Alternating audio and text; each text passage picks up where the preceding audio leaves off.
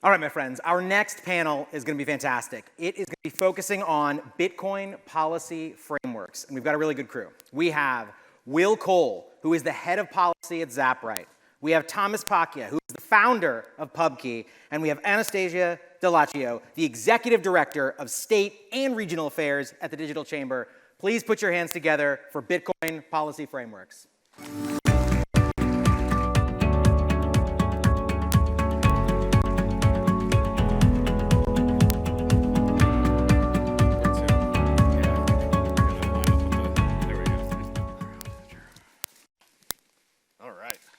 Good morning. Thomas, Anastasia, thanks for being here. Got my trusty notes. So we're talking about Bitcoin policy frameworks. I want to start with we're going to talk about it as if Bitcoin was a currency because Bitcoin is a currency. And I want to start it probably at the most tense place, which is federal and local, state levels, right? With what you guys both do, how do you think about the effort, money, talent that you put into expending effort on the federal side versus the local side? Yeah, well, thanks so much for asking the question. And first of all, just thanks for having me. Huge congrats to Arlene. I'm a GW alumni, so very excited to be here and see GW leading in this particular area. I recently joined the Digital Chamber, which if you don't know, the Digital Chamber is an association that represents crypto-adjacent companies in their policy journey to just help develop principled policy and write guardrails in order to make sure that the industry flourishes. And until now, the Chamber is really focused a lot on the federal level. And with more clarity that we're seeing at the federal level, we really know that the frontier where the focus needs to be is in the states.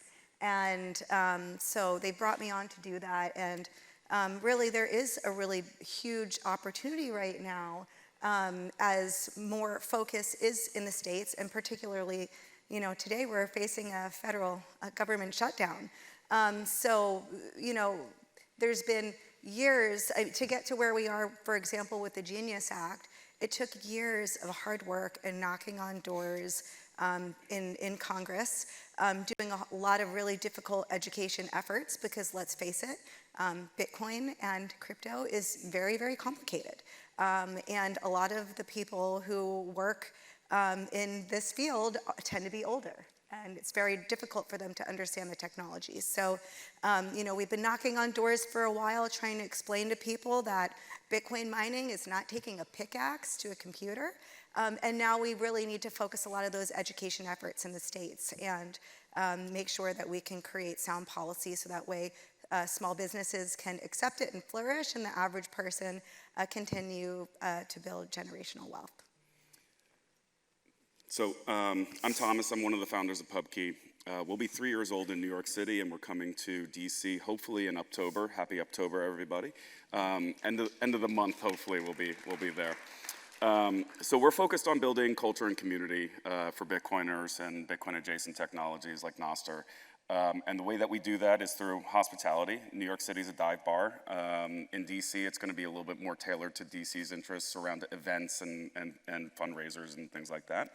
And then we have the media side where people can pipe in virtually if they're not able to make it to one of our locations. So when you build culture and community, we kind of back-ended to the policy side of things because we realized that this was a perfect venue. It's lighthearted. Where policymakers can come and actually meet the community where they are and have a different style of conversation, sort of. So the first policymaker that we had at Pubkey was Senator Gillibrand shortly after we opened. We've had Senator Loomis. We hosted President Trump on the campaign trail about a year ago.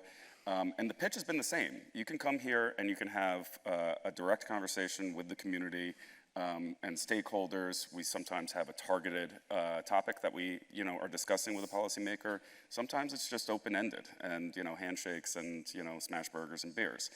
But what that does is it opens up a completely new avenue for the policymakers where it's pulling it a little bit away from sort of the fundraising and lobbyist side of things.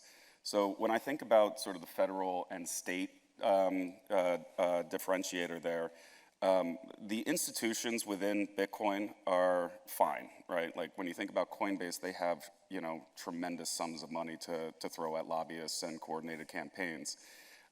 Developers, we were very worried about for a period of time with the DOJ, the attack on, let's say, like Mixers and Tornado Cash and Samurai, BTC Fog and other ones. We could see the developers were under a fair amount of pressure, also because of our friend, Craig Wright, Fake Toshi. And then there was a coordinated effort there, which was mostly philanthropy. So you had, Chain Code Labs, Brink, Spiral, Presidio, and other folks that really focused on that to get protections out of the Blockchain Regulatory Clarity Act, that framework, which I believe, BRCA. Yeah, the BRCA, which is in the Senate right now. Hopefully that actually goes through. That's part of the Clarity Act, that language. So they're in a good spot. But I think where Pubkey can be helpful, nobody's really looking out for the end user. And we're seeing some, pernicious language. I believe Sam Liccardi out of San Francisco, a Democratic representative there, is penning basically Patriot Act 2.0 targeting, end users and wallets and not using best practices on the privacy side and security side where you're able to use like new wallet addresses. They want fixed static addresses. So we don't have coordinated campaigns for the end user. It's decentralized, it's Bitcoin. Like, some people say that there is no culture and community, but it's a really important thing to look out for. So through Pubkey and through other people and friends and networks, hopefully Pubkey DC can be effective in this regard as well. We can help create an avenue to, deliver the pleb, the end users, goals, concerns, and other things to the policymakers themselves. So, yeah, sticking with like the federal and local, it seems like there are very particular things that make sense to work on the federal level, particular things on the local level. I worked in Wyoming on the blockchain task force for a long time. But it was very much a Wyoming thing. Yeah. I've heard that y'all been working on the bit license issues in New York, or if you want to do energy policy, it's usually better to go to the states than it is on the federal side. Like, do you see? I mean, did I just say all of them, or how does that? How do you think through that? So I'm still active in mining. Before Pubkey, I was full-time in the Bitcoin mining space, and I'm a New Yorker. So we have the bit license, and we also had the mining moratorium bill. So New York's been very hostile towards Bitcoin entrepreneurs, businesses, and individuals as well. We have a lot of work to do in New York, and people generally don't know. Great, just leave it all to Texas. Yeah, exactly. Texas can have it. No, we're going to keep pushing in New York. So there's going to be a new head of the NYDFS. Adrian Harris is out. We're probably going to get more of the same because once you have this regulatory body that has resources, they quite like it, and they're in a position of control. Another problem with the bit license is every company that has a bit license quite enjoys it because they have a legal risk compliance regulatory moat that protects them against, upstarts that are, could develop into competition for them. So it's a delicate dance, and one thing that I've noticed, people generally understand at the federal level, right? Like Senate, Congress, President. People, generally speaking, don't understand how things work, at a city level, at a state level, whether it's an assembly or a state senate. And they don't know who their local representatives are outside of maybe, reps in Congress and senators. So you gotta attack both sides equally. We've pivoted a little bit as well. Same as the digital commerce. Digital chamber, where we're more like locally focused because that you can drive real impact. I think pretty efficiently just by figuring this stuff out. And also teaching people. We got rid of our civics education across the country decades ago. We should bring it back. Well, speaking of the digital chamber, y'all have been around for 11 years. Why the shift in focus from the federal side to the local side? And it's not shift in focus at all, because believe me, there's so much going on still at the federal side, barring the shutdown. I mean, we need to still get clarity around Genius. It needs to be enacted. We have so many RFIs and RFCs that the team is very busy responding to and making sure that this stuff can get implemented in the correct way that represents the average person and, of course, our members. But yeah, the shift is not just a shift, it's really just a growth. And with all the momentum happening in the industry right now, we're back. And so now we want to not just shift focus, but broaden our focus and ensure that we can fill these gaps. And, I think we saw a lot of things happening, particularly around the election, to engage the grassroots across the country. But still what we saw is a lot of grassroots engagement geared towards the federal level. A lot of money was raised and a lot of money was deployed primarily around the federal level. A lot of education efforts happened. They continue to happen. All these grassroots advocates that have been mobilized are still being flown here to DC to advocate for sound crypto and Bitcoin policy here at the federal level. So we want to broaden that scope. We hope to, dive into all of those areas, both from the rapid response and risk, where are key pieces of potentially detrimental legislation popping up?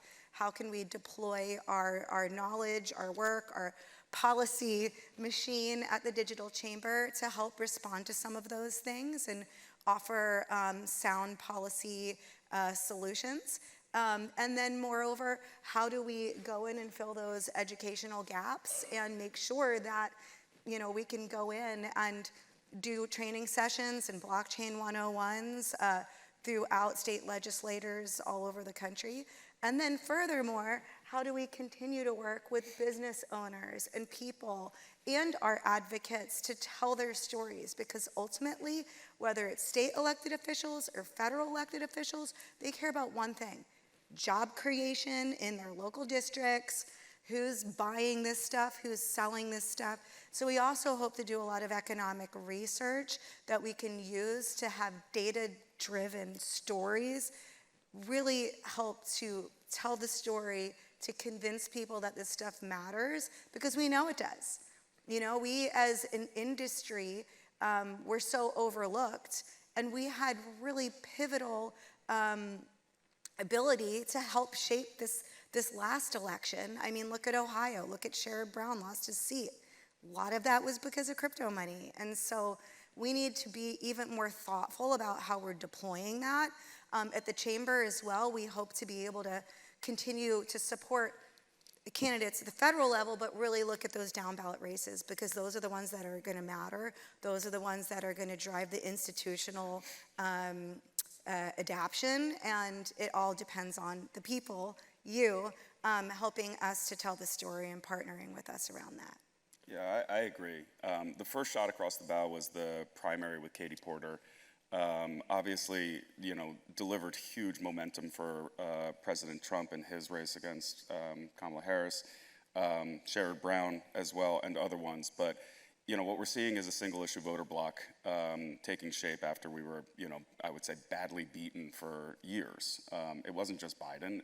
You had the anti-crypto army, and Katie Porter was a big, lieutenant of Senator Warren. And that was a pretty pivotal, I would say, moment where it's kind of like a shot across the bow, where a single issue voter block that is predominantly younger and skews, more male, they typically don't vote. They're not reliable votes historically. But after what happened to the industry and individuals under the Biden administration, from debanking to all sorts of other things, they woke that cohort up. And it's important to remember that that muscle only stays strong if we keep using it, and getting involved at all levels of government, and bringing that single issue voter block through to all sorts of different elections is incredibly important. We want to see that continue to gain strength. One correction, we say Pocahontas in the Bitcoin world. Okay, I understand. Just want to be clear on that. To be polite. I want to check, is there any specific policy right now, on the federal, local level, that you think is, potentially harmful for Bitcoin being used as currency? Anything, obviously the bit license in New York, we mentioned that before, but is there anything on y'all's mind that's sort of the current thing? Yeah, the Licardi language is a big one for me, the Patriot Act 2.01. what can happen is in the 11th hour with the Clarity Act, they do a really quick, easy language swap. If they take out the BRCA language and put in his language, we've taken a meaningful step back, and that can happen at midnight. What is that language, like, or roughly? Yeah, it targets, wallet usage, and I think that there are probably some industry stakeholders that would quite like to see this. They want to have static addresses for individuals, no generating new addresses, which is, as I think a lot of people know, that's best practices from both, security and privacy perspective. And there's a host of other ones around running nodes and self-custody. These are basic rights that Bitcoiners do need to be really vigilant in protecting and fighting for and codifying around the right to self-custody, transaction privacy and security best practices. These should be protected by the Constitution, right? We have the right to financial privacy, but we've gotten away from it. So it's not the Patriot Act 2.0, it's also the Patriot Act itself, and the big boss is the Bank Secrecy Act, which is something that we don't discuss a whole lot in Washington, D.C., because it's, I would say, a third rail policy item. But unwinding that and taking some semblance of financial privacy back is something that I think Bitcoiners can achieve. It's not going to be easy. It's going to take an exceptionally long time. And we are, I would say the end user is at odds with, some of the large institutions here, because the large institutions quite like their legal risk and compliance frameworks. It's that regulatory moat that I was talking about. But the users are what matter, right? Who we transact with matters, who we vote for matters, and what we're pushing really matters, because it's about the individual. We can't lose sight of that. Yeah, I would say there's a few things that we're really focused on at the Digital Chamber. One is the double taxation, Bitcoin miners being charged or taxed rather, both when they mine and they sell. It's a commodity. There's no other commodity really out there that happens to, so we're actively fighting for that. There's the corporate alternative minimum tax, which is tax on unrealized gains. This particularly affects Bitcoin treasury companies, or any company really holding Bitcoin on their balance sheet. So that's certainly something that we're very focused on. And then what Senator Lummis was talking about yesterday, and in fact there's a hearing on the Hill today, if it hasn't been canceled, as of this morning it wasn't, around the de minimis tax. This is a particularly important one, I would say, for state and local, and for Main Street small businesses who want to decide that they want to start transacting with Bitcoin. And there's no reason why just that should incur a capital gains tax. It's absolutely ridiculous.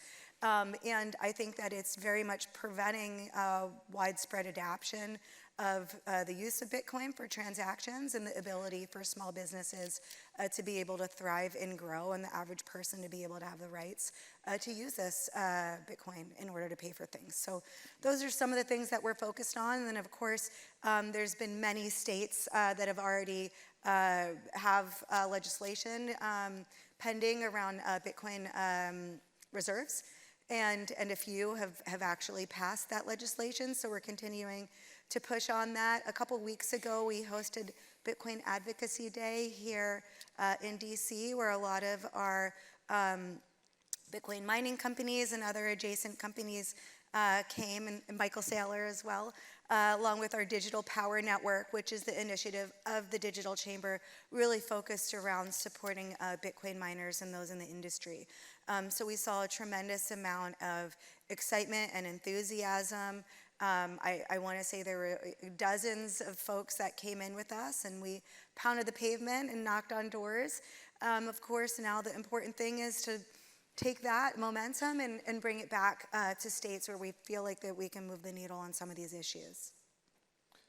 So we talked a lot about, like, trying to stop the nasty stuff, the double taxation, or protecting, basic rights without a surveillance state hanging over us. What about more on the proactive side? Is there anything, what's the most important proactive, not trying to stop the government from doing something nasty to us, but like gaining new ground that you guys see out there, and why is it the Strategic Bitcoin Reserve? No, you can pick anything. But. We could talk about the SBR. I think Yeah. that's an interesting topic. From my perspective, about 80% of the customers that come to Pubkey NYC are not there because it's a Bitcoin bar. They don't know it's a Bitcoin bar. They don't give a shit. It's just a good bar. It's a good atmosphere, and people enjoy being there. So that's an opportunity. That's a growth opportunity. And when that 80% comes in and they see on our menu, you can pay in Bitcoin, and if you pay in Bitcoin, you receive a 21% discount on your tab. They start to ask questions. Why are we not bankrupt? Like, why are we doing that? And when they ask the first question out of curiosity, it is such a better conversation than, knocking on doors like Jehovah's Witness. Have you heard of the Church of Satoshi? If you have that curiosity, then you have a chance of actually explaining why this is interesting, why this makes sense, why they should be interested in it as well. So when we look at that opportunity to get more people a baseline knowledge of Bitcoin and why we think it's important, then there's a chance that we actually convert them into real Bitcoiners that are going to help us push our elected representatives in the direction that we want to see them go. Bitcoiners are not this homogeneous, group, right? We have progressive Bitcoiners, we have, anarcho-capitalist Bitcoiners. It really runs the gambit.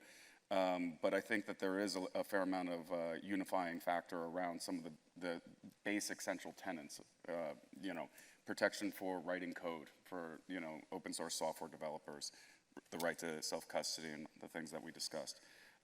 So it is education. Education's easier when it's fun and entertaining. That's what we try to do at Pubkey. If you can get people drunk and teach them about Bitcoin. There's nothing 2 beers can't fix. We can solve a lot of problems that way.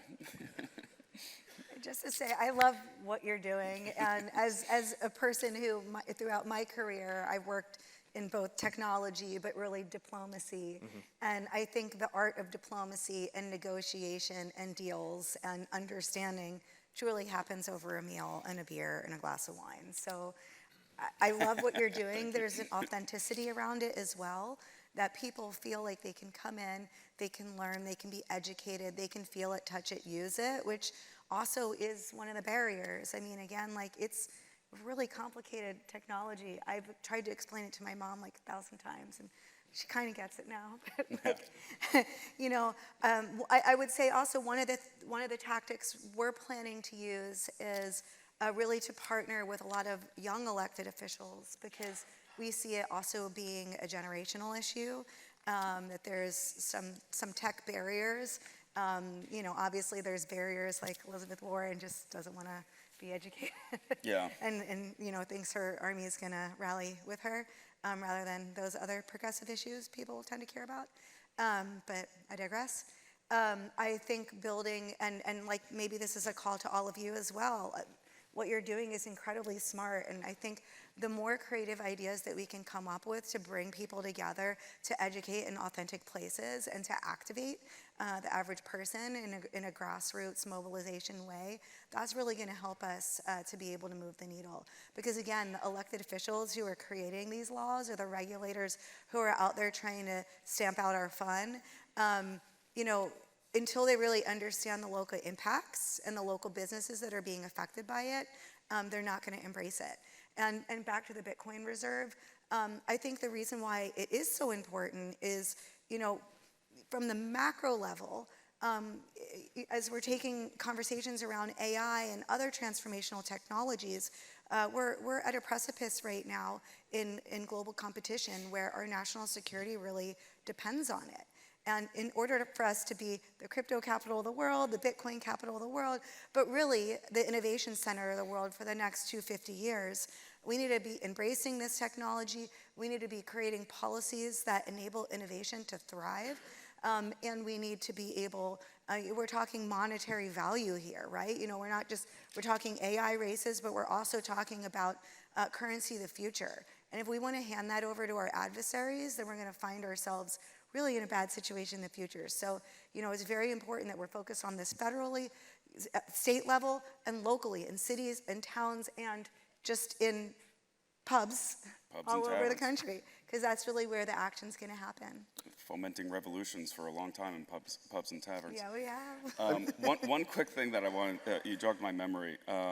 It is pretty interesting, and we should be cognizant of how easy it is to fall into the partisan trap around Bitcoin, right? It's really easy for Elizabeth Warren and folks to say, Trump likes the orange coin, therefore orange coin bad.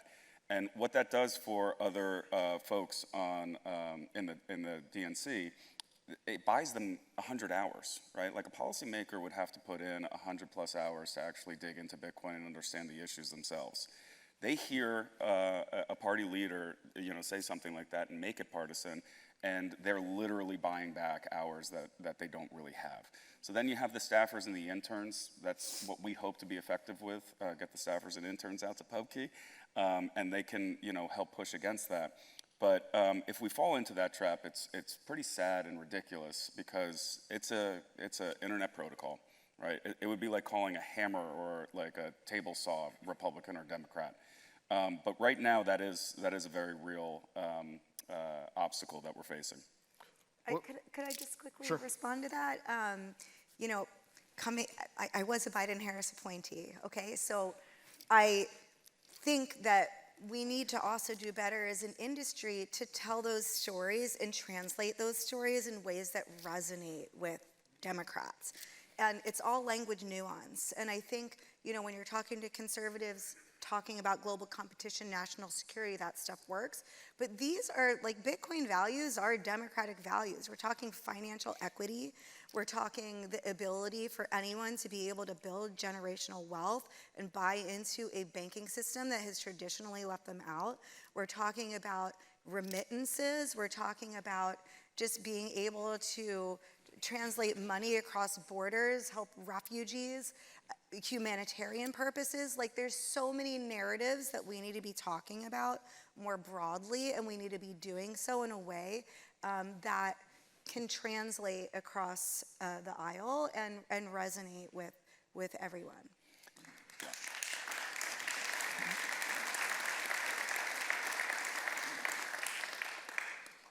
I've dealt with this a lot personally. A lot of what you guys are talking about is the difficulty on the education side, whether it's a federal member or a city council person, right? And I've spent a lot of my time going retail, one-on-one.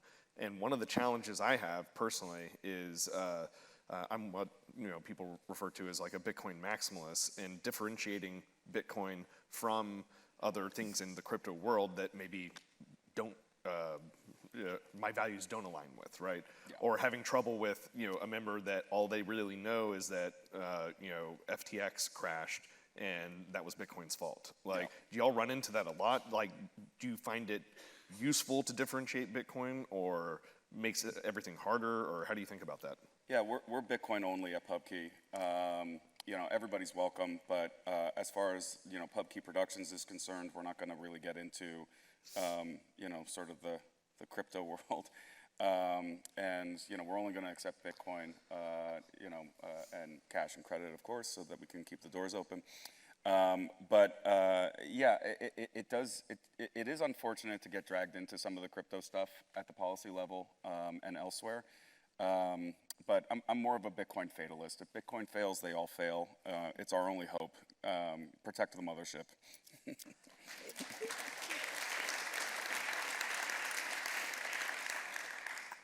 I would just say that the chamber and me personally, I'm just pro-innovation across the board. So of course, there's a huge differentiation between Bitcoin and everything else. And, Bitcoin is a true store of value. It's a commodity. There's a lot of properties about it that make it extremely special and unique. I don't need to tell you that. We've been hearing it for the past 2 days here. Michael Saylor, his speech was amazing, and I think illustrated this really, really well. But I think, what I try to tell people is, it looks scammy, but that's what makes crypto so interesting. It looks scammy because it's out there, it's transparent, it's immutable.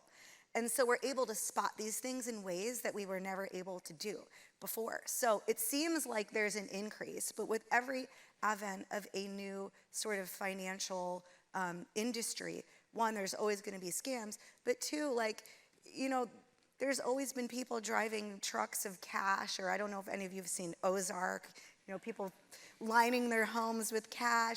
I mean, this stuff goes undetected. So actually, one of the things that I tried to talk about is that one of the intrinsic values of the industry is the ability to fight crime in a way that we were never able to do so before. There's always going to be bad actors, but the predominant modality of the industry isn't bad actors. And so we need to focus on those positive stories, the positive people making impact throughout the country, throughout the world, in our communities. And that's what, my mission is.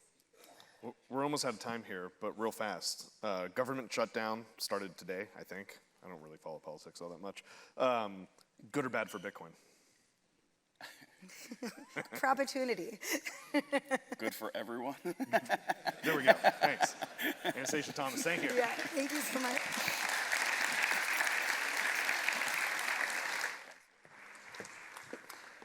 Thank you so much. Thank you, guys.